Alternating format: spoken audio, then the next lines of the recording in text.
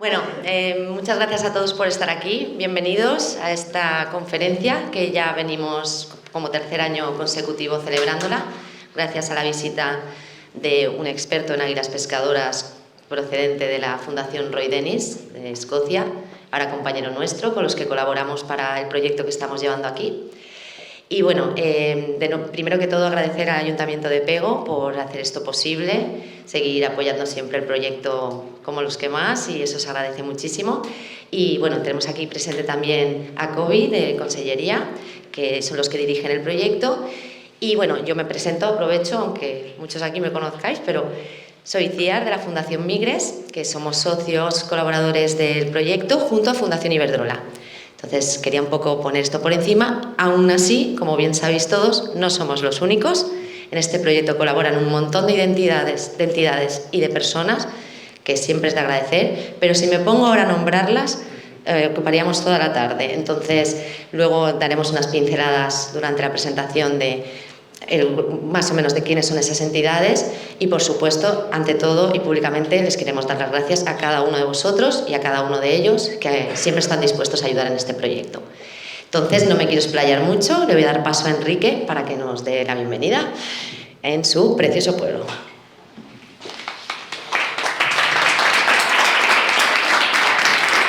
Bueno, buenas tardes, muchas gracias por haber venido. Un día frío, hemos pasado una semana casi primaveral y ahora estamos en pleno invierno. En 2 días ha cambiado la temperatura. Nada, agradecer sobre todo a la Generalitat, a la Fundación Migres, a la Fundación Roy Dennis por haber hecho posible un sueño que parecía imposible, que era reintroducir un ave que había desaparecido de nuestra población hace 40 o 50 años.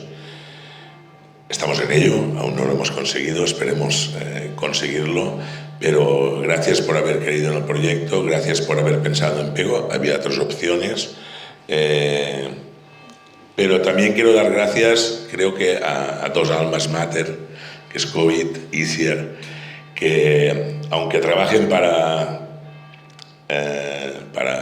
fundaciones o para la Generalitat, han creído, se han involucrado y sé que han hecho muchísimas más horas de las que han cobrado. Agradeceros todo el esfuerzo que habéis hecho y a los demás colaboradores, que ha habido muchísimos voluntarios que han trabajado, aparte de diferentes entidades, ayuntamientos, Javia, Denia, Oliva y nosotros. Y agradeceros todo el esfuerzo que hacéis y esperemos que llegue a buen puerto este gran proyecto, ambicioso proyecto, pero bonito proyecto. Muchas gracias. Muchas gracias, Enrique. Bueno, ahora quiero dar paso a Kobe, que nos diga unas palabras desde el punto de vista desde la Consellería, que por supuesto sin ellos esto sí que no es posible. Muchas gracias. Hola, buenas tardes. Muchas gracias, Enrique. Creo que puedo decir de parte de ISIAR y mía que ha sido un verdadero placer trabajar juntas y llegar a término este proyecto que tanta ilusión nos hace a las dos y que, por supuesto, hemos echado muchísimas horas, pero con muchas ganas y vamos, totalmente encantadas. Y nada, nosotros lo que esperamos es que el proyecto vaya adelante y que tenga éxito, y vamos a hacer todo lo posible en los próximos años para que eso ocurra. Y para eso tenemos a Ian Pearce, que es el máximo experto y que nos va a asesorar todos estos años para que pueda ir a buen puerto. Así que muchas gracias a todos y damos ya paso a Ian, que nos cuente el proyecto.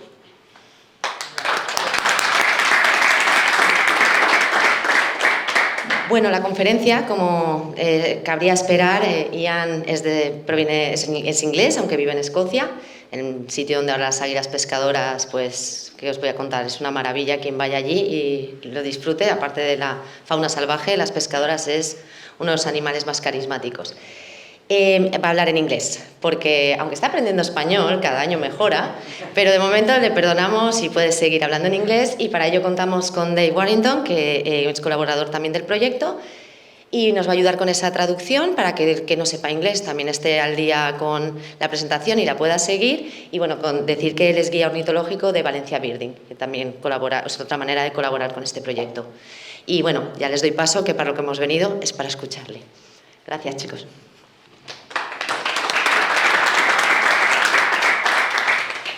Thank you very much, and welcome, and thank you for having me. I'm just going to start by introducing myself. Dave is going to translate, so we'll go slowly in chunks, and then in English, then in Spanish. So I'll start. This is me, Ian Perks. I've been working with Roy Dennis Wildlife Foundation since 2006, and been working with raptors ever since. I live in Inverness, in Scotland, in the Highlands, and I studied mathematical biology at the University of Leeds. Ok, gracias a todos y bienvenidos. Y gracias por todo tu apoyo, por tu tiempo y para escuchar a dos guiris aquí en Pego. Perdón, lamento molestar a Luis. A lo mejor por aquí. ¿Para mí? Sí, se oye mejor. ¿Sí? ¿Ahora me oyes bien? Sí. Ahora sí se oye. Perdona. Ian Perks empezó a trabajar con la Fundación Roy Dennis en 2006. Y desde entonces ha trabajado con rapaces de muchas especies, sobre todo águila pescadora, pero con rapaces desde 2006. Él vive en una ciudad que se llama Inverness, que está en el norte de Escocia, y tenía un grado en matemática biológica en la Universidad de Leeds, en Inglaterra. Testing, yep. And the sort of projects that I've been doing over the last 20 years are many and varied. I've been working with ospreys for 20 years. I've also had projects working with red squirrels, moving them around Scotland, with red kites from England to Spain, mountain hares, moving them around the Highlands to improve genetic diversity, working with golden eagles, taking them from Scotland to England to introduce them where there are none in England. Eso es un ejemplo de los animales y aves que él ha trabajado. El libre en montaña, la ardilla, el melano real y águila real, todos de Escocia. And obviously many years working with raptors. This is a white-tailed eagle. This is a current project I'm working on, a big one, moving white-tailed eagles from Scotland to England to reintroduce them. Also have done a lot of work with hen harriers on the Western Isles of Scotland, and also with birds like honey buzzards, satellite tagging, processing, monitoring. So I've been working with raptors for 20 years, and I've specialised really in translocation projects, moving birds from one part to another.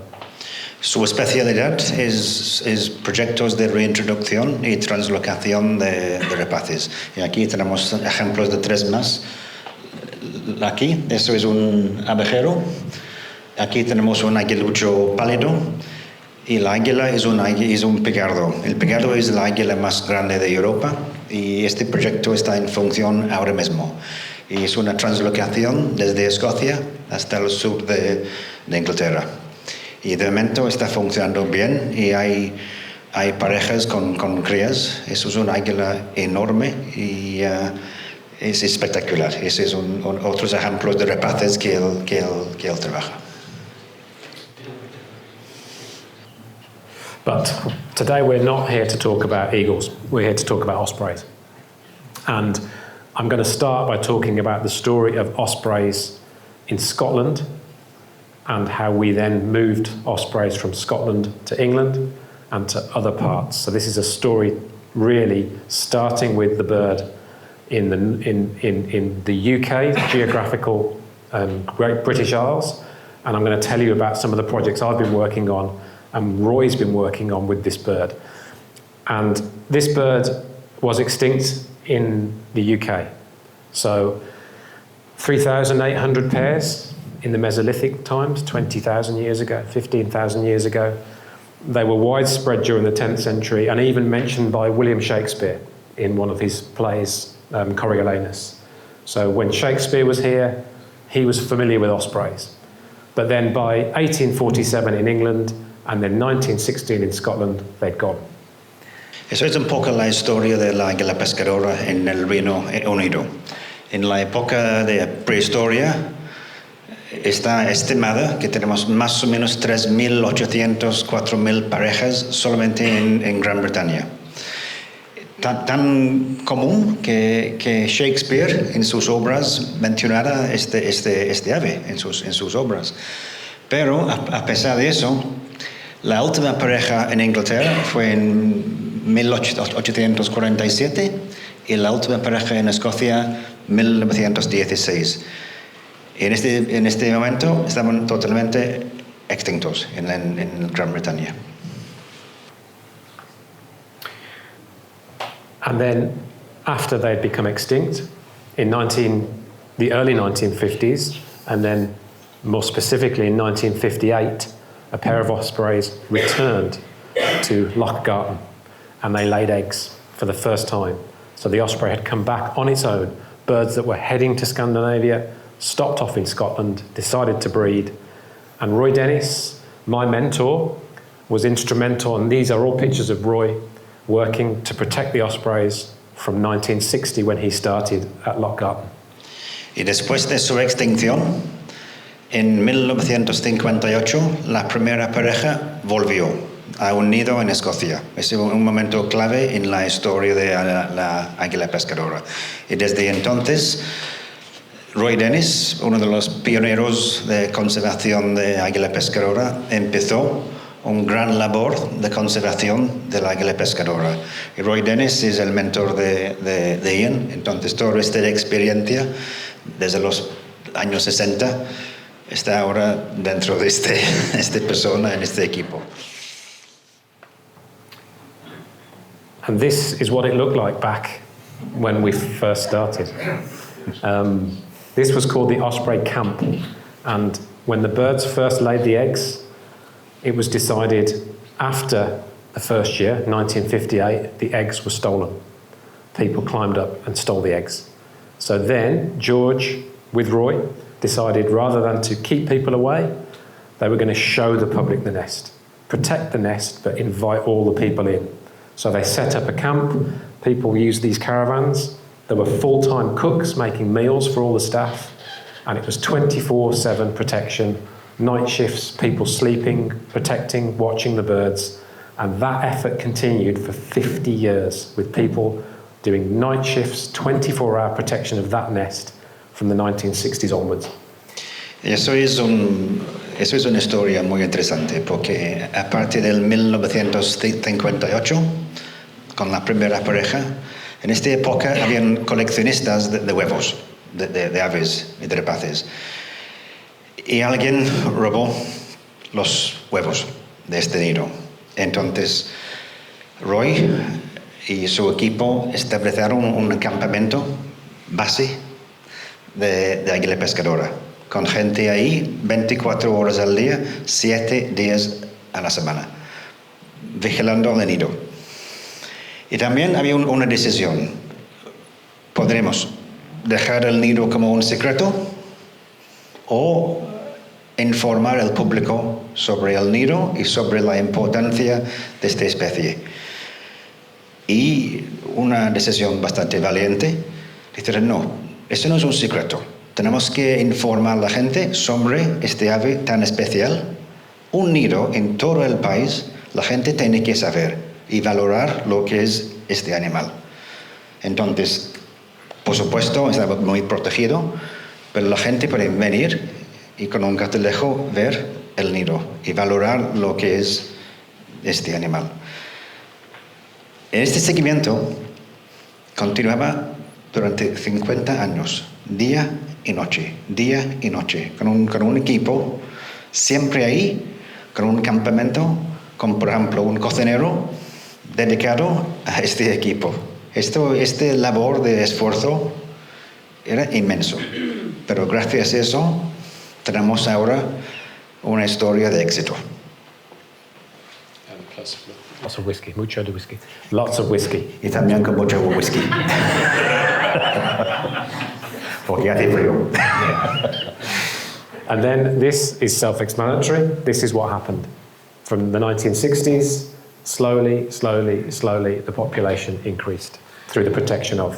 Eso es bastante fácil de entender. Eso es la expansión de la población de águila pescadora desde 1964 hasta 2004. Empezaron en el norte de Escocia y poco a poco van expandiendo y ahora hoy en día hay águilas pescadoras en toda Escocia.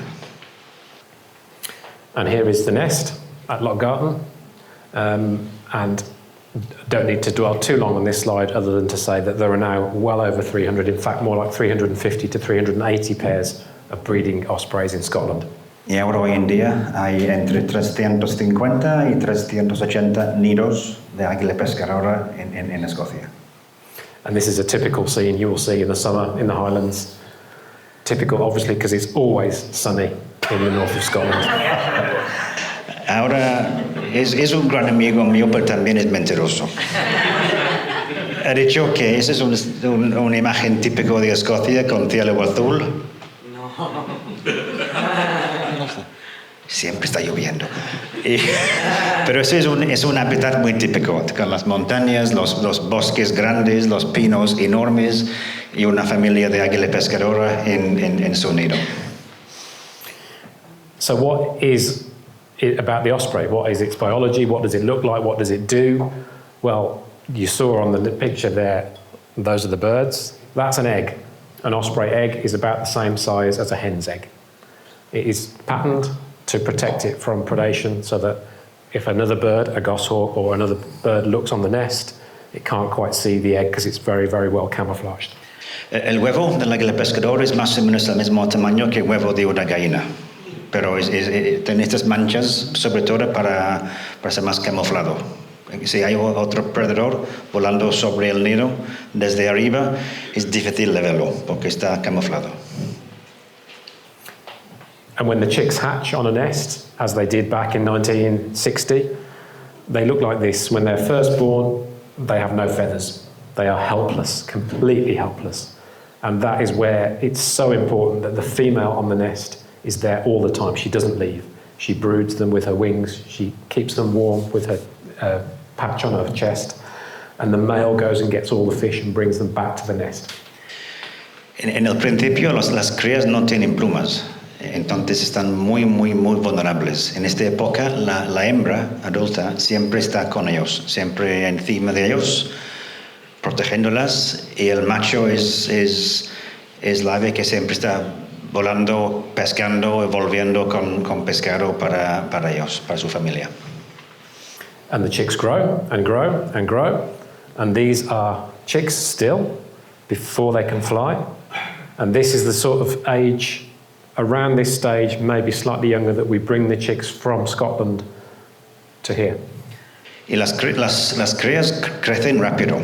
Estos ejemplos tienen más o menos 4 or 5 weeks. These 6. Ellos tienen 6 años. 6 años. 6 semanas. 6 semanas de vida. Y son bastante grandes, pero no se pueden volar. Y son crías, pero crecen bastante grande. And then when the chicks have gone through that stage of growth, they then plateau. And the main thing is they turn the fat in their body into muscle in their wings. And they do that by exercising, flapping to build up the strength in their flight muscles, ready to take the leap and fly for the first time. Y la próxima fase es que tienen que convertir la grasa en músculo. Este ejemplo está aleteando. Esto es como hacer gimnasio para entrenar sus músculos en el pecho porque tiene que volar. Y luego podemos hablar sobre cómo pescan y la importancia de tener tanta fuerza en el pecho y en las alas. So the basic biology of the bird is very specialized. It is an expert at catching fish. It is the only raptor in the world that has evolved straight down the path of exclusively catching fish. And because of that, it has some very unique characteristics. It has very sharp, curved talons. They're reversible, and there's a photo later that shows that. They can turn one of their talons around, so they have 2 facing forwards and 2 facing backwards to grip the fish when they're flying with it. They have spicules on the inside of their palm, which grip the fish. They produce oil from a gland in the back of their tail to keep their feathers waterproof. They have incredibly sharp eyes. They have 2 sets of eyelids, long, powerful wings, and waterproof plumage. Fishing experts. Es un rapaz único. Es el único rapaz que come exclusivamente pescado. Hay otros que comen pescado, pero también mamíferos y aves, pero el águila pescadora es exclusivamente pescado. Y por eso es tan único.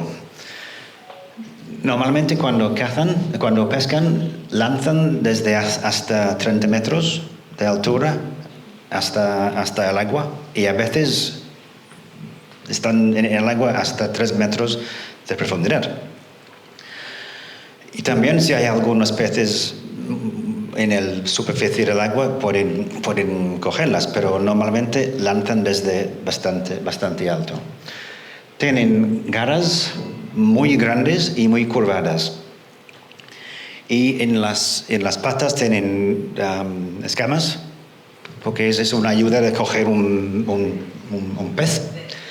Y normalmente un rapaz tiene 3 dedos hacia adelante y 1 detrás, pero ellos tienen la posibilidad de mover 1 detrás, para tener 2 y 2, para ayudarlas a coger un pescado mejor. Sus ojos son increíbles y pueden ver los peces desde muy alto. Las alas son súper largas y luego tenemos un vídeo, puedes ver mejor. Y su plumaje es muy compacto para protegerlas sobre el impacto del agua.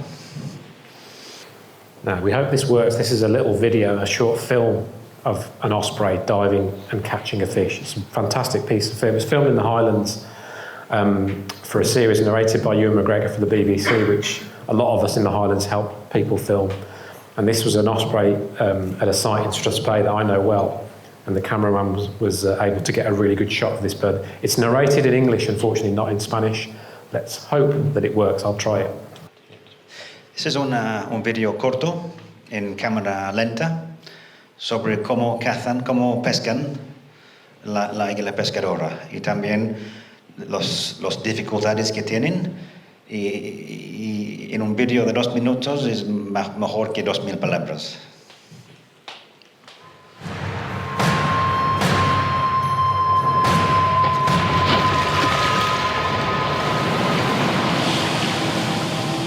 After hitting the water and grabbing the fish, the game still isn't over for the osprey and its quarry.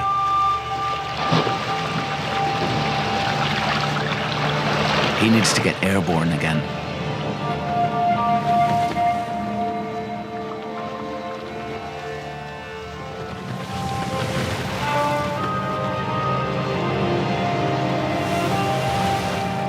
His talons are equipped with adhesive scales and long curved claws for an unbreakable hold. But a big trout can match him weight for weight, and the instinct of the fish is to swim down. Entonces ahora la águila ha visto el pescado en el agua, ha lanzado, la ha cogido en sus garras, pero ahora tiene un problema, porque el pescado pesa igual que él. Y el instinto del pez es bucear. Y hay casos cuando hay una águila pescadora débil, o si el pescado o el pez pesa más que él, puede sacar el águila abajo del agua. Entonces ahora necesita un esfuerzo enorme de volar desde el agua con el pescado en sus garras, y a veces tienen que descansar un poco, coger fuerza y intentar otra vez. Y con este vídeo ahora puedes ver que las alas están súper largas, adaptadas para levantar el águila desde el agua, no solamente desde un árbol, pero desde el agua con un pez grande en sus garras. But osprey wings are adapted to give maximum lift from the water.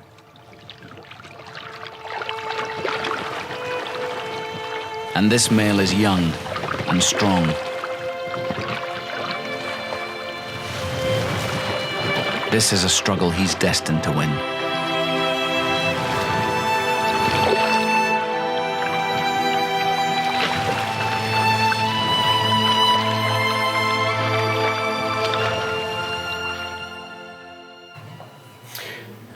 So you can see it's very impressive. These birds are just magnificent.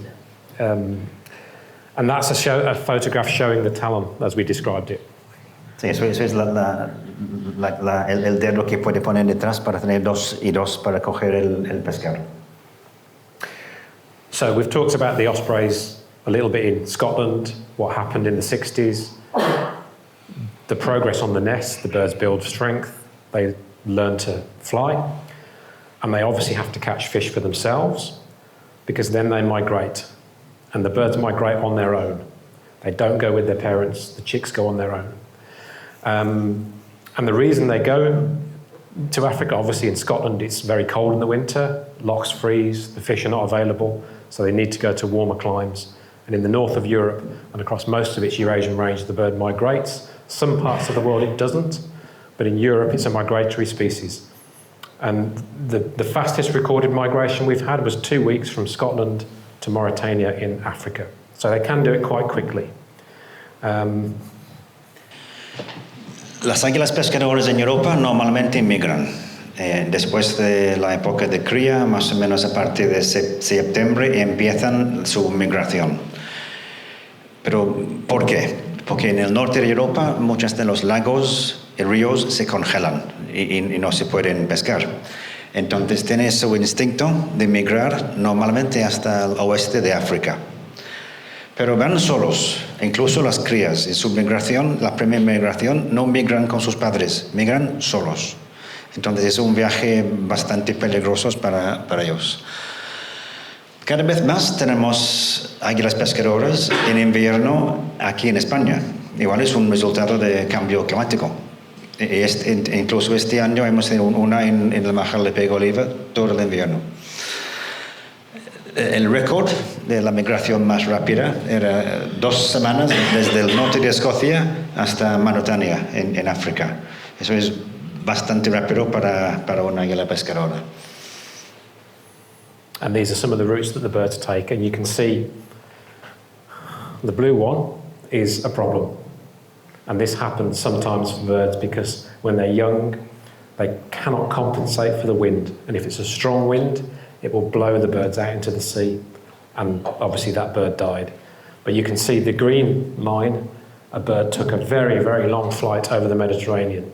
It left around the border from Spain to France and flew all the way across to Africa.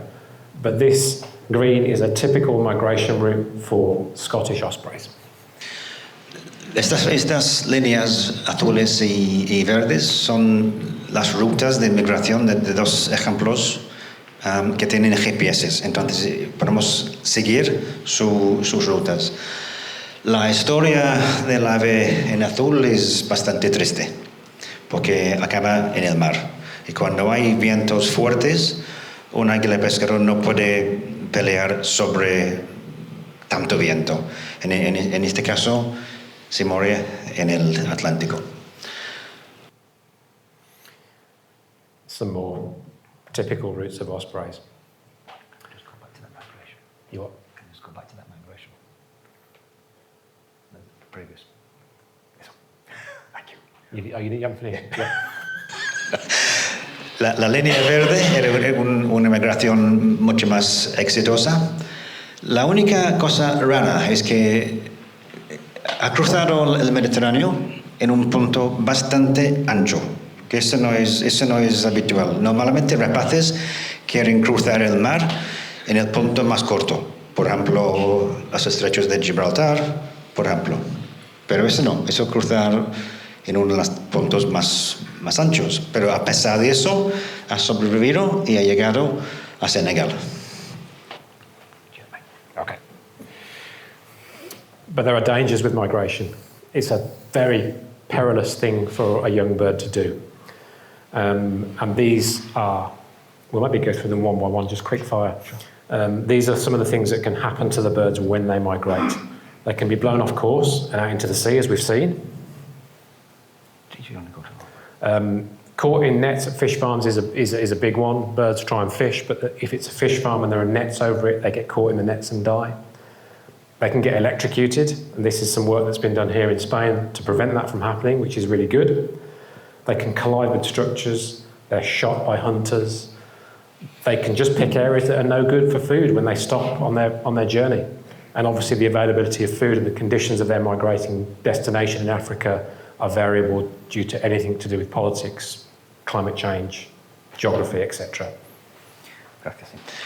Sí, la migración es un viaje con muchos peligros, y hay varias. La primera es que, como hemos dicho en el mapa, si hay vientos muy fuertes, un águila pescadora puede acabar en el mar, porque no tiene la fuerza de llegar a tierra. La segunda es hay muchas piscifactorías que tienen redes sobre el agua para proteger a los peces. Incluso si una águila pescadora se lanzan ahí, se enganchan en las redes y se puede morir. Electrocución es otro riesgo bastante importante, aunque en España hay muchísimo trabajo en proceso de corregir muchas de las torres eléctricas. Eso es un ejemplo. Las mangas rojas servir para evitar el riesgo de electrocución. Eso es un ejemplo de una torre que es corregido y muy seguro. La caza ilegal es otro riesgo, aunque mucho más en África que en España. Los jóvenes en la primera migración igual pueden elegir un sitio para descansar y comer donde no hay mucha comida, entonces se mueren de hambre. Y también la disponibilidad de las condiciones en África, en sus zonas de invierno, también puede influir la posibilidad de sobrevivencia de todo el invierno. Entonces, la migración es llena de peligros. Entonces, tenemos que tener en cuenta cuando hacen la primera migración, la mayoría de las crías no sobreviven. No solamente en proyectos, pero en el mundo natural. Pero los que sobreviven vuelven con mucha más fuerza, mucha más experiencia, mucho más experimentados, y esos son los aves que son genéticamente buenas para el futuro de la especie. So migration is a big facet of osprey biology, and actually the fact that they migrate is a limit to them in their expansion, because when they migrate, what happens to the young birds is they come back to exactly the same place that they were born. Not necessarily born, but fledged. So when they first fly, and we saw the chicks flapping on the edge of the nest, when they first take to the skies and look around them, they fix in their head an internal GPS of that place. This is home. I'm going to go to Africa for 2 years, I'm going to come back as an adult, and I'm coming here. And what that means is, where you've got a population of ospreys, they keep coming back to the same place. So the population doesn't expand very quickly like other species can. But we can use that trait to expand the population ourselves. And this is what we're doing here. We move the chicks before they can fly, take them to where we want them to go, here, then release them. Those chicks fix here as home, go to Africa and come back here. And that is now the accepted way to reintroduce ospreys to areas where they are no longer. El primer vuelo de un águila pescadora es un momento muy importante, porque en este instante su primer vuelo es en su cabeza su hogar. Y hacen vuelos y tienen como un GPS natural, es que esta es mi casa. Dentro de poco me voy a África, me voy a quedar 2 años en África, y cuando estoy adulto voy a volver a mi casa. No, eso está bien, pero también tiene sus limitaciones, porque la población no puede crecer mucho en plan geográfica, porque siempre vuelven al mismo sitio. Entonces, proyectos como nuestro aquí son importantes, porque nosotros podemos coger crías antes de su primer vuelo, transportarlas aquí, y su primer vuelo es aquí en España. Entonces, en su cabeza, aunque son escoceses, son españoles, porque su primer vuelo es aquí. Entonces, cuando vuelven después de 2 años, vuelven aquí, con un acento un poco raro, pero vuelven aquí, como yo. So this is what we've done. Roy Dennis pioneered this technique in Europe, and it's happened. Roy's done it to many places in Europe, but we did it in England. So we took birds from Scotland to Rutland Water in England. And this was the first project of its type in Europe, using exactly the technique we've explained. We took 64 birds from Scotland to England, and it worked. The birds repopulated that part of the world. Eso es el primer proyecto de translocación de Águila pescadora desde Escocia hasta Inglaterra. Y funcionaba perfectamente. Y ahora hay una población bastante estable en esta zona. Y eso es una foto de las águilas, las crías en su nido, más que nada para mostrar que son muy flexibles sobre su hábitat. Si recuerdas la última foto de un águila pescadora en su nido, con montañas, bosque en Escocia, y ahora están delante de la casa de mi tía. Ojalá. Entonces son bastante flexibles sobre su hábitat. And yeah, that just explains what we've just talked about. 64 birds. There's Roy again, looking slightly older than he did in the old black and white photos, taking the first of the birds that went down to England.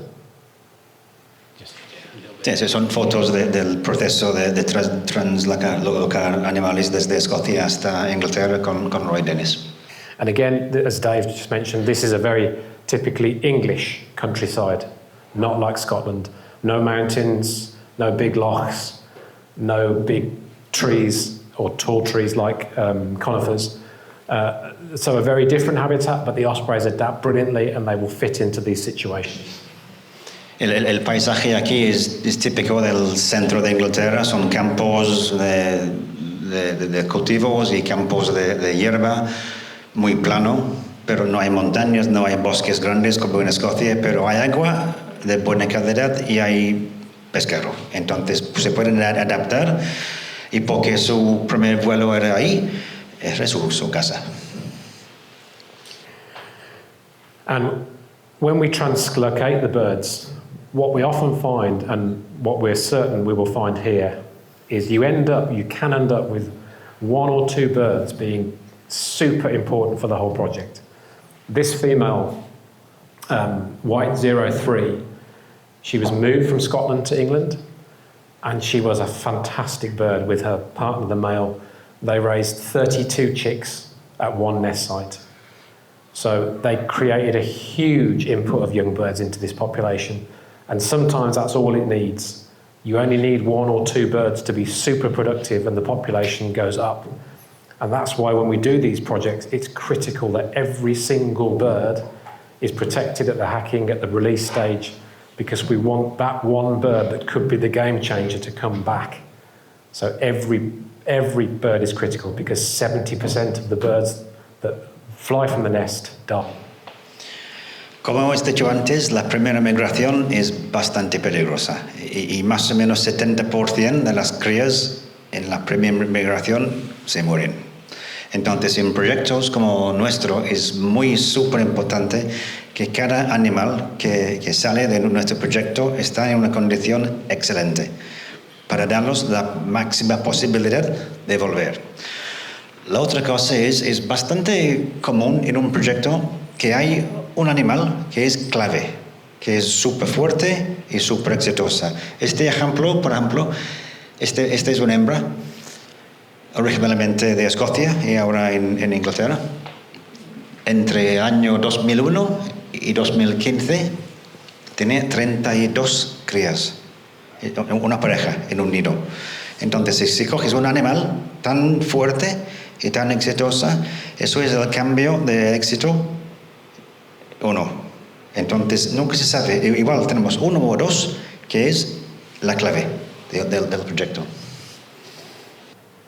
And also, what happens in projects like these is the local community become really involved, and that's just as important as well as the birds themselves, getting local people, local school children involved, tourism is now a massive part of that osprey tourism in Rutland and further south now. It's really, really important to engage local communities and local people in these projects because they really work.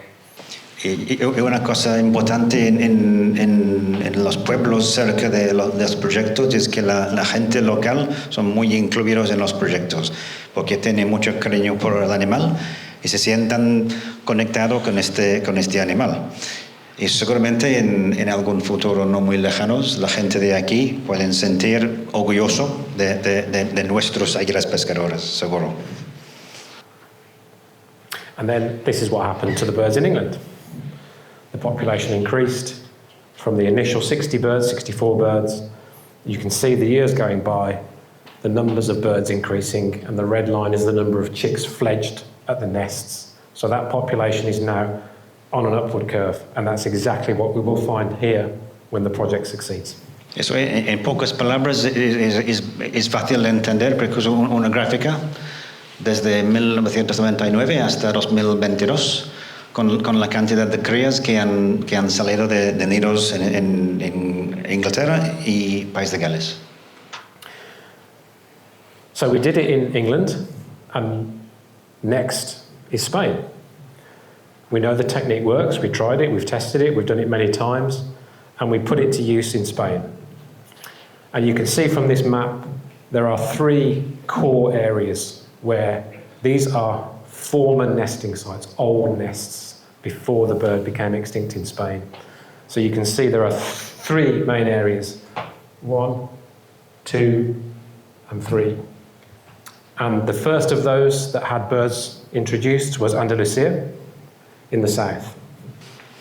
Este es un mapa con los nidos anteriores antes de la extinción de águila pescadora en España. Bastantes en Andalucía, en la Comunidad Valenciana y también en el norte. Entonces, después del éxito de translocación desde Escocia a Inglaterra, empezaron a empezar con proyectos desde Escocia hasta España.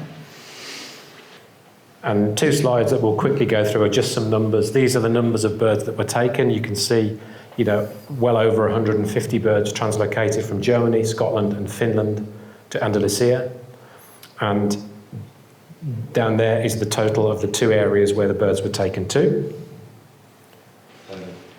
Es bastante simple. Esa es la cantidad de crías desde Alemania, Escocia y Finlandia desde 2005 hasta 2012 con translocación desde el norte de Europa hasta Cádiz y Huelva en Andalucía.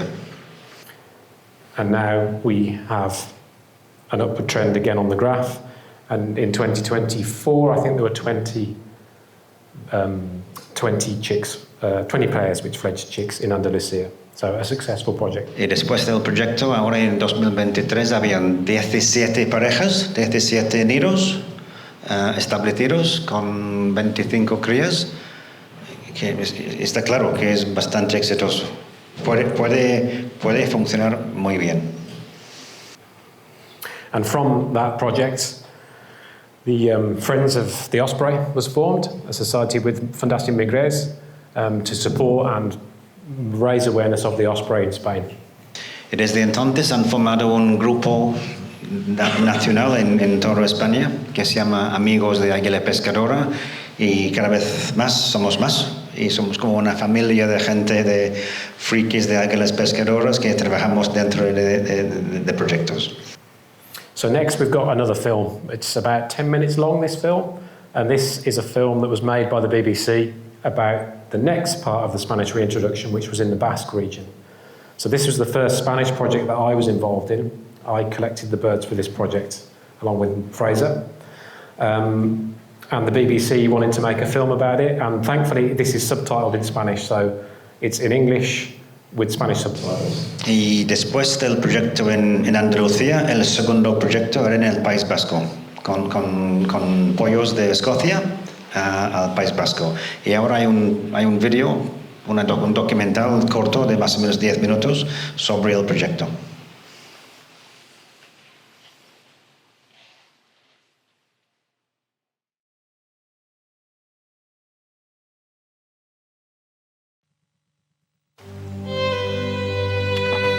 One of the greatest success stories in British conservation is the osprey, a bird that had suffered from persecution for decades.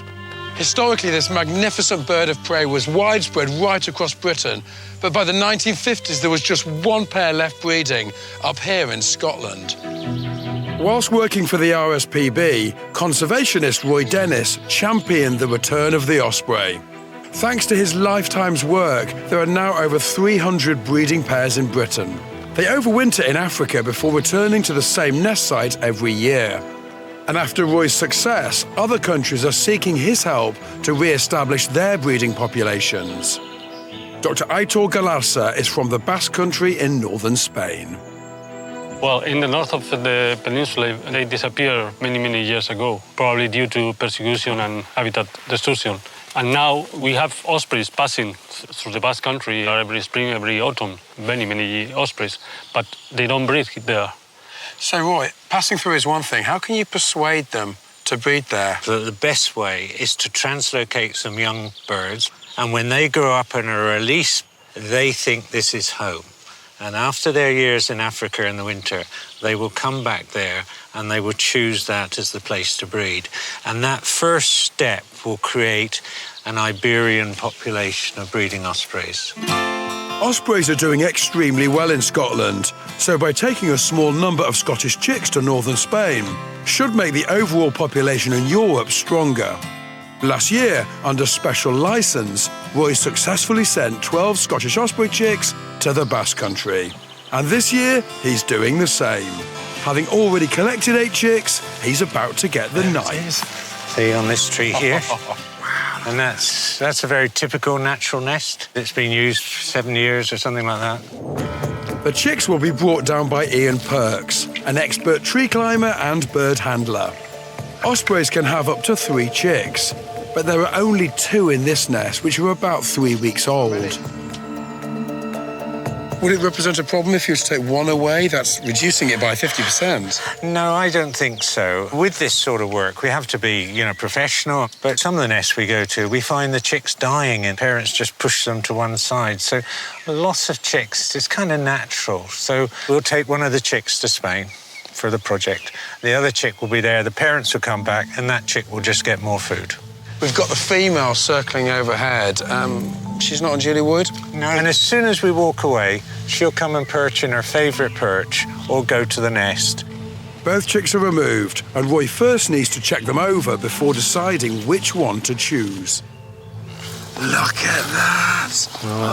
It's beautiful. It's just a perfect size. It's actually gorgeously feathered, hardly any down. They're both males. Is it important whether you take males or females? I prefer males because they're more likely to come back to the Spanish release site.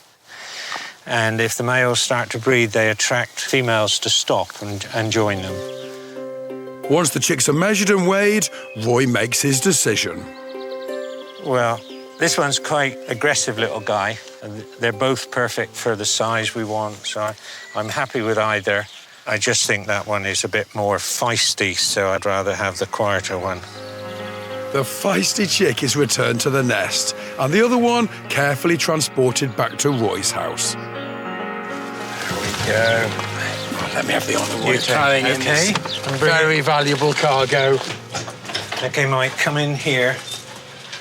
Now, if you put the box on there. Oh, Roy, look at that. These 2 I got earlier, and I'm going to put them in with those 2. Most people have cars or junk in their garages, Roy. You have osprey chicks. Are you happy these birds are looking in great fettle and ready for Spain? These are great. The eye is the most important thing. These birds have got beautiful eyes. If they're not well, the eyes are dull. For the next 48 hours, these chicks will be well looked after. Fed 4 times a day, and once they've been given a final health check, they'll be taken to Spain to start their new lives. And I'll be there to see them when they take their maiden flight in their new home.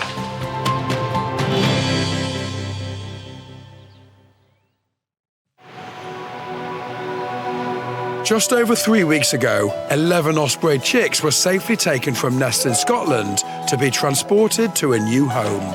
As in Britain, this bird of prey had been persecuted in Spain. until there were no breeding pairs left in the north of the country.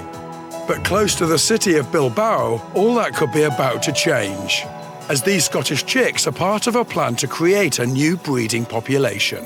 And now they're ready to be released here in El País Vasco, the Basque Country. Since their arrival a couple of weeks ago, the Scottish ospreys have been well looked after in large cages overlooking the Urdubai estuary. This is so they forget any memory of Scotland and now regard what they're looking at as their new home. Last time I saw these birds, they were in a garage in Scotland, and here they are in the Basque Country. Javier, they look fabulous. Yes, they look great. At around 7 weeks old in the wild, ospreys will fledge from the nest. So Spanish project leader, Dr. Aitor Galarza, is keeping a close eye on these chicks to look out for the telltale signs that let him know they're ready to leave. So first, when they begin flapping, it's one signal, the first signal. Then when they jump onto the perches, and the last signal is when they began grabbing onto the mesh. So when we see that they are grabbing, we know that we have to release in 2 days or 3 days, more or less. Roy Dennis, who pioneered the return of ospreys in Britain, has spent the last couple of years helping Spanish conservationists decide the best place for the osprey's new home. Urdubai estuary is just superb for ospreys. This fills up with water and it's just full of grey mullet. We realised that this coast would be a great place to try to get ospreys to breed again. And tomorrow morning, 2 of the ospreys Roy collected from Scotland will be released into their new home. Well, it's just before 6 o'clock in the morning on Liberation Day. The team are just about to open one of the front of the cages, and hopefully, as the sun rises, they should come to the front and take their maiden flight. Doesn't get much more exciting than this. Well, Roy, lo and behold, the sun is up, dawn is happening, and the birds have come right to the edge straight away. Yeah, once the lid is down, then they come out like that. One is certainly kind of looking like it wants to go more than the other at the moment. But they'll do a lot of that. You know, we might have quite a while to wait, but they keep jumping up and down like that. Then they preen, then they look. The ospreys have already been ringed and satellite tagged, so when they do fly off, Aitor and his team can follow them both here and when they migrate to Africa.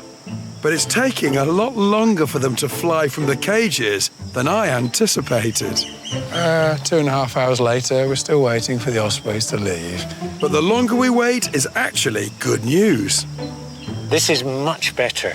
So you give them plenty of time, because the most important thing is that when they do their first flight, they stay in this area and they don't get lost. Yeah. And after a good 3 hours of waiting, this looks more promising, Roy. That is looking good. Oh no, that's it. Gone. It's gone. It's gone. Gone. It's gone. No. Oh, look at that flying. Its first ever flight. And after a quick survey of its new home, it perches in a tree. A good sign is it hasn't flown off. And then, 5 minutes later, the second one takes to the air. How does it feel, Roy, seeing it flying? You plucked this bird out of a nest about a month ago.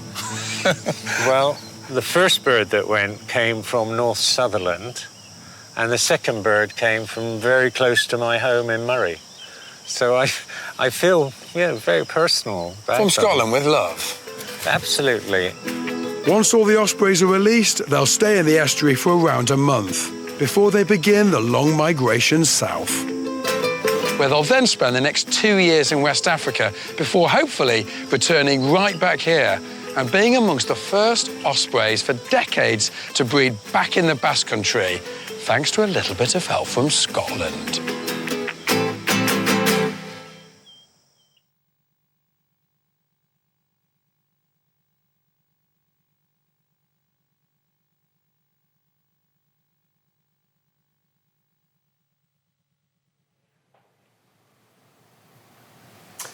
Okay. So that's a really nice way of displaying what's going to happen here, what is happening here. You've just seen a short version of that with Roy and the BBC.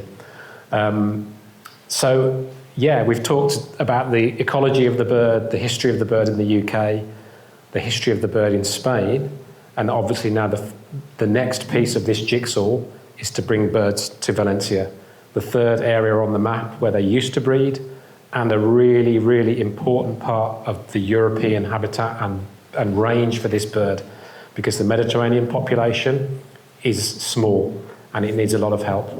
So everything we've talked about with the birds and how they work, how we move them, is now being put here. And this project, as you all know, began in 2023 with Roy Dennis, earlier with Itzia and others. And we are going to take 60 birds over 5 years, and we're already into year 3 of this project. Entonces, después de los proyectos en Andalucía, en el País Vasco, ahora es el turno de la Comunidad Valenciana, porque la población del Mediterráneo necesita ayuda. Entonces, después, como más o menos todos saben, después de una fase científica, la fase ahora con Escocia empezó en 2023 y ahora tenemos una licencia de tomar 12 pollos de Escocia durante 5 años. Cada año 12 pollos. Ahora, este año, 2025, es un año importante, porque como sabéis, las crías vuelven de África después de 2 años. Y empezaron en 2023. Entonces, ahora mismo estamos saltando, esperando los primeros que pueden volver por la primera vez a Pego Oliva. Entonces, este año, aparte de marzo, estamos al loro, porque ahora estamos en un momento muy importante. These are photos from here. This is the project. These are the birds that belong to everyone here in this part of the world and to no one. And as we said, we're in year 2. We finished year 2. This is year 3. So this year coming, this season 2025, is very important, because this is normally when we get the first birds returning from the first year of release. So the birds from 2023 have spent 2 years in Africa, and this year we hope they will come back and we could see, probably not full breeding, but a bird that hopefully comes back to its home, its new home, because it's a Spanish bird now, not Scottish anymore, and it will hopefully set up a territory and stay here for the summer. Y sí, normalmente en el primer año, cuando vuelven por la primera vez, es bastante improbable que van a reproducir, pero por lo menos van a su casa y buscar un nido que pueden decir, este nido es mío, en mi casa, y lo que tengo que hacer ahora es atraer una hembra. And obviously to that end, the team here have been building nests to welcome the birds back. Very important that we build lots of nests, because when these birds return from migration, we want them to think this is an existing population of ospreys. They know it's home because it's where they came from. We can help them to think that it's even more like home by building them nests.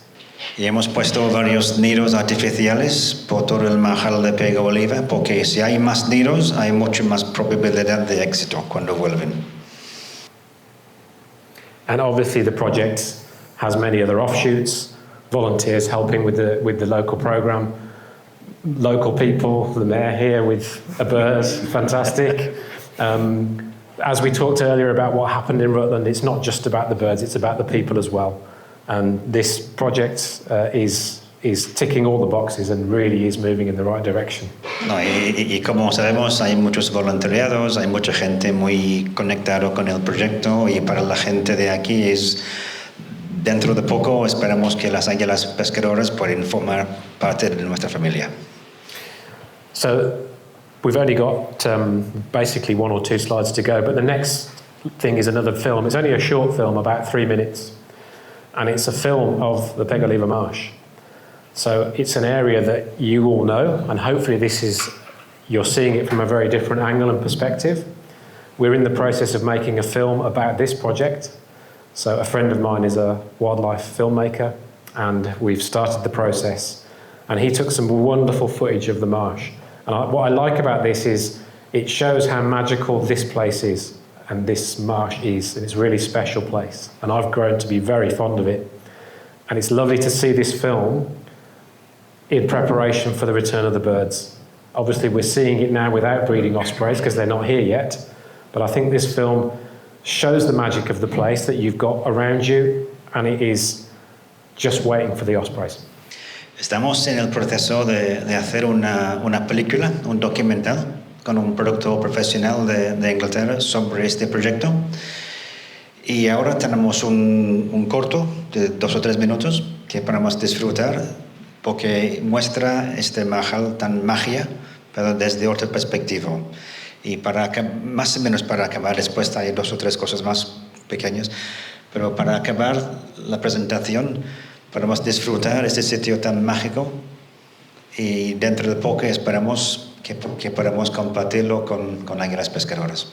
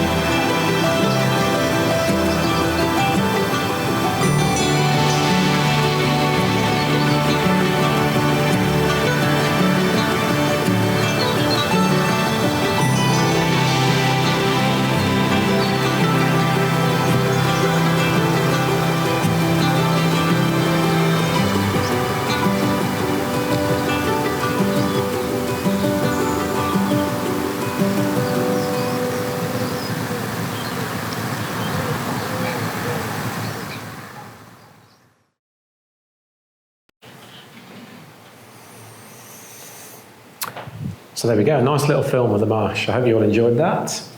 And that really rounds off the presentation. Obviously, none of this could happen without partnership and people working together, and all these people and many others are involved in this project. It's not just one person, it's not just one organisation, it's a group of people, it's a collective effort, and none of this happens without collaboration and teamwork, and that's a brilliant part of this because we're all focused on the goal and working together to get these birds back. Y eso es el último mensaje de ese proyecto y su éxito dentro de poco, espero, es un resultado de mucha gente, muchas identidades, mucho esfuerzo, mucho tiempo y mucho trabajo, trabajando juntos en equipo. And yeah, we hope the birds return this year, fingers crossed. It's looking good, and thank you for your time, and yeah, I'm just privileged to be involved in this project. Y por supuesto esperamos que los primeros pueden volver este año y podamos empezar un capítulo nuevo de este proyecto. Gracias a todos por tu tiempo, tu atención y tu ayuda. Muchas gracias.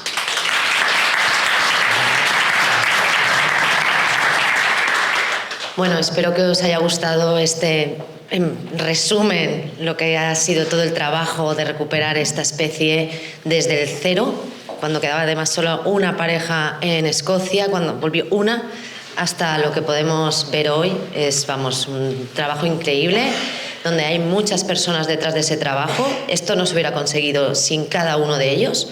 Eso quería un poco recalcarlo. Es maravillosa la naturaleza, los animales, pero detrás de estas maravillas hay personas. Al igual que a veces hemos hecho las cosas mal, muchas veces también se hacen bien, como es el caso. Espero que hayáis disfrutado de ese pequeño tráiler, que es, pues, digamos, a vista de Águila pescadora. Como ven ellas la marjal, desde la montañeta, paso por Lluens, vuelta por Arrozales.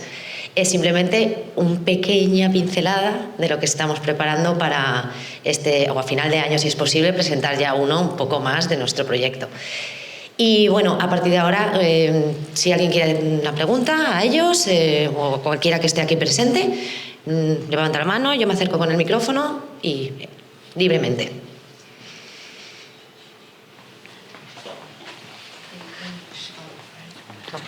Thank you. Can you tell us the lifespan of an osprey in general, please?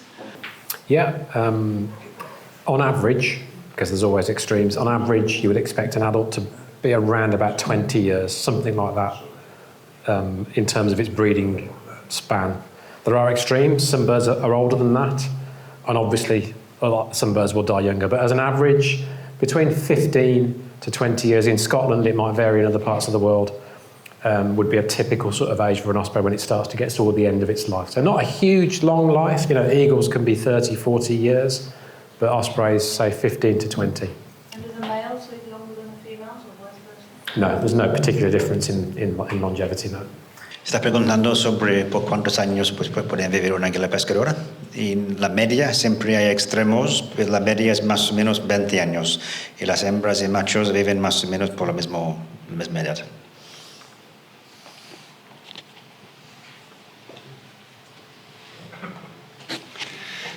If the birds do return this year, when would you expect that to happen?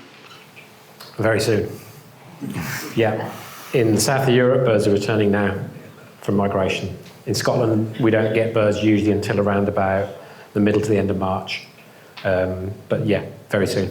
Está preguntando si vuelven este año, ¿a partir de cuándo? Y la respuesta es ahora, a partir de mañana por la mañana. Entonces, ojo. Do you want to say something else? No? Hello. Of the 12 chicks that were brought over year one, I don't know how many of those 12 chicks survived, but what would you think would be a reasonable chance of them returning? 1, 2? Yeah, 1 or 2. Because Of the original 12, because as we say, we expect 70% of birds to die before they reach breeding age, unfortunately. I'll keep my bins ready. Bueno, lo traduzco rápido. Estaba preguntando si liberando 12 pollos al año, ¿cuál es la expectativa de retorno Por ejemplo, este año, de los que liberamos en 2023, 1 o 2, porque tiene una alta tasa de mortalidad del 70 o incluso más por ciento al año del año que nacen.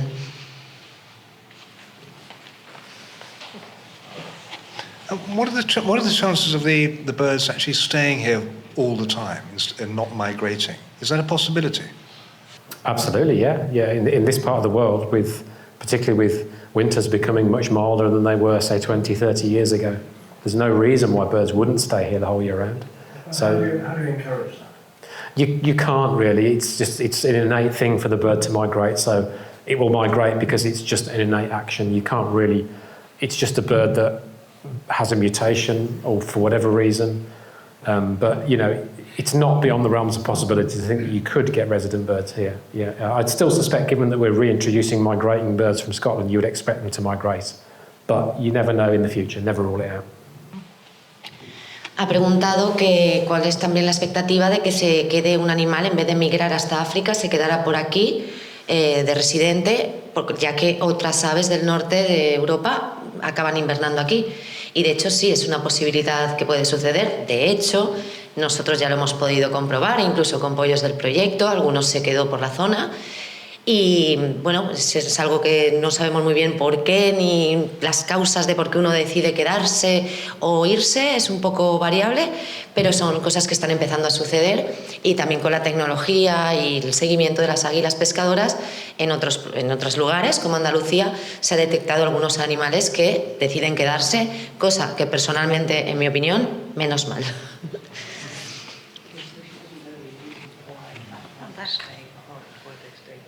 12 more chicks this year, and then another 2 years, yeah? Do you think that's enough to repopulate this area? Yep, absolutely. All the data from previous projects suggests 60 is a really good number of birds. 20 is not enough. 120, there's no benefit in taking the extra birds. Yeah, that's a number that's been worked out over years of doing these projects. So absolutely, yeah, 60 will be fine. Han preguntado que si con el total de 60 pollos durante 5 años es suficiente para asegurarnos que se puede establecer una población aquí. Sí, es el número, digamos, del que partimos, pero lógicamente cuantos más, mejor, y en este caso estamos trabajando para aumentar el número de ejemplares, o sea, de pollos traídos, porque por lo menos en la Fundación Migres barajamos siempre el número de 100 como número mágico, donde te aseguras el éxito muy rápido. Eso no quiere decir que con 60 no se consiga, como en otros proyectos que sí.